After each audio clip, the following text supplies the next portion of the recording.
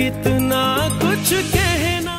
সম্প্রতি অনুষ্ঠিত হয়ে গেল 25তম international Indian film academy awards.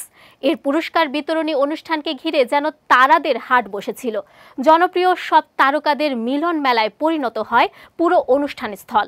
আর সেখানেই বলি অভিনেতা কার্তিক আরিয়ান ও নোরা ফাতেহির মধ্যে এমন এক ঘটনা ঘটে গেল যা এখন ভাইরাল সামাজিক মাধ্যমে।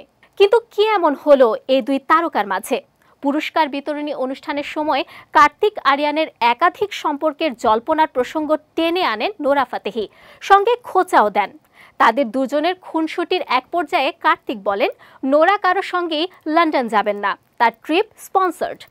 করণ নোরার সম্পর্কের ব্যাপারে জানতে চান। নোরা জানান তিনি সিঙ্গেল। নোরা নিজের সম্পর্কের কথা এড়িয়ে গেলেও কার্তিককে ছাড়েননি। তিনি কার্তিককে জিজ্ঞাসা করেন, ইন্ডাস্ট্রিতে এমন কেউ আছে নাকি যাকে তুমি ডেট করনি? এটা শুনে করণ ও বাকিরা কার্তিকের দিকে তাকিয়ে হাসতে থাকেন। কার্তিক বলেন, আরে ও তো শুধু প্রশ্ন করছে।